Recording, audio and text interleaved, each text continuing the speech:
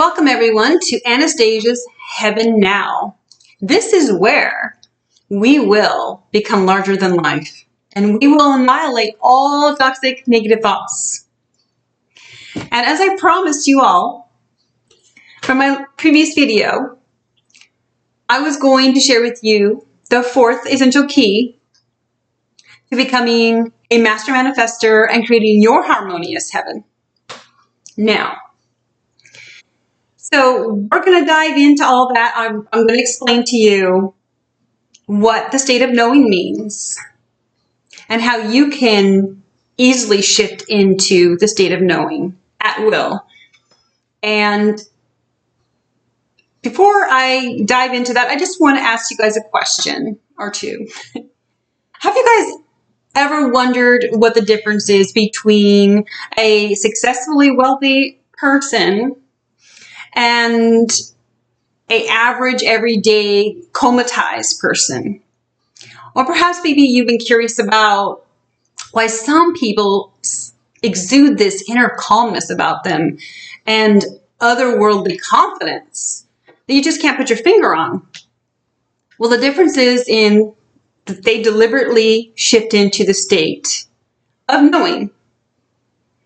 So, as I promised, we're going to talk about what the state of knowing is and how you can manifest your life easier and at will when you learn yourselves to shift into the state of knowing. So I want to first explain something to you about our subconscious and conscious mind. Okay, so most of us are walking around most of the time consciously unaware and subconsciously unaware. And if we are conscious aware, a lot of times we're in direct conflict with our subconscious minds. So there's a fact that I need to reveal to you about our subconscious minds. Our subconscious minds are 500,000 times more powerful than our conscious minds.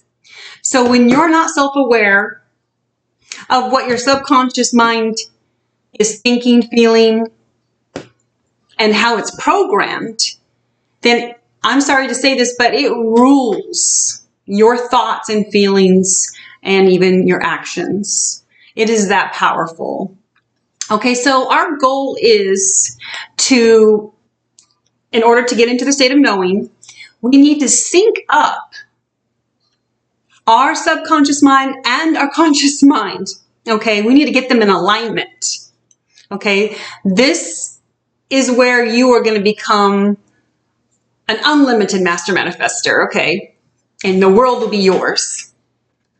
You know, when you can learn to shift in and out of the state of knowing at will, because you've become conscious and you've reprogrammed your subconscious mind to do and think and create everything that you want it to, then there is no limitations, okay, on what you can manifest at will. So the issue is that most people do walk around literally like the living dead, and they're not consciously aware, they're not self-aware, they're not subconscious. They don't know what's going on with their subconscious. Your subconscious mind hears everything that you say, okay? So this brings me to one of the tools that I use that helps keep me in the state of knowing more so than not, okay? And that is being mindfully aware of what my subconscious mind is whispering in my ear, okay? So your subconscious mind is likened to your computer. It's a background program running, okay? It's eating up your energies, even causing issues, slowing down your computer speeds. And if the subconscious mind isn't reprogrammed and dealt with, it can literally slow down the overall performance of your computer, okay? So it could wreak havoc in your life if you don't take care of those background programs, okay, on your computer. And it's the same thing with your subconscious mind. You know, I can personally say that I have caught many times my subconscious mind like whispering in my ear, you know, saying, oh, you shouldn't start a YouTube channel because you're too old, you know, and who's going to watch you? And, you know, and I've caught that, like, and I'm like, no, I don't accept that. So I annihilate it, okay? And then I reprogram, okay? The tool I'm going to give you that's going to help you is not only do you need to catch, you know, what your subconscious mind is saying, then you need to transmute it and start writing down exactly what you want your subconscious to be imprinted with.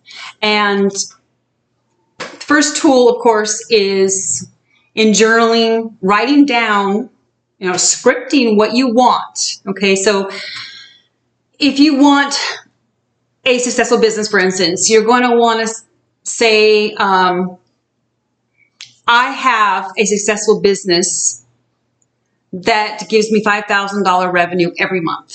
Okay, so that's a positive affirmation. That's a very important tool to use in turning all of the negative programming around in your subconscious mind. We want to turn it all into positive affirmations, okay? Instead of you saying, oh, you're too old to do a YouTube video, you say, no, you have so much wisdom. People will listen to you, okay? So we're just going to affirm what we want, okay? The second tool that we're going to use that's going to get much faster results. This is the most powerful way to really imprint your subconscious mind. And that is get emotional about what you want, okay? So whatever you want your subconscious to be imprinted with, get emotional about it. Your subconscious mind is a servant. And like I said, it listens to every thought and every word you speak, not only about yourself, but about others. So we got to learn to be very mindful of the words we speak about ourselves and others. Okay, so we just got to annihilate all negative thoughts there. So I've given you two tools that you can use to help reprogram your subconscious mind. Okay, this will help you if you apply it. Shift into the state of knowing. Because once you are consciously aware of your subconscious, then you get them merged. And like I said, you become that unlimited manifester. Okay, you have unlimited resources. And you get into the state of knowing. It's kind of like the movie Good Will Hunting, where Minnie Driver asks, I forgot the actor's name. Oh, Matt Damon. Minnie Driver asked Matt Damon, you know, how did you learn to play like that? I mean, how can you just play? You know, you play the piano so beautiful. And he tells her, I don't know, some people see chopsticks, you know, just white and black keys and chopsticks. But when I see a piano, I can just play. Okay, so the state of knowing is likened to that, okay? You just know. So one example I'm going to give you about the state of knowing that I have actually used. It's a quick example. Is I wanted a new vehicle. Okay, not just any vehicle. I wanted a blue Toyota 4Runner. Okay, so way back a couple decades ago, when I wasn't making that very much money at my job. Okay, I was living in an apartment. I was a single mom, and anyways, I just said, you know what? By the time I'm 30 years old, I am going to have a blue Toyota 4Runner. You know, I didn't get very detailed except for I wanted blue. That's what I wanted, a blue 4Runner. So I kept telling people, you know, I told one particular person, this is what I want. I want this particular vehicle. And they're like, oh, you don't make that much money. Good luck. You know, I don't see you being able to afford that. And I said, I will have that Forerunner, you know. And I said it in as nice a way as possible. And I'm a very passionate person. So, you know, I just knew, okay, that when I said those words, I was in a state of knowing. I knew for certain I would have a Toyota 4Runner, okay? It was a done deal.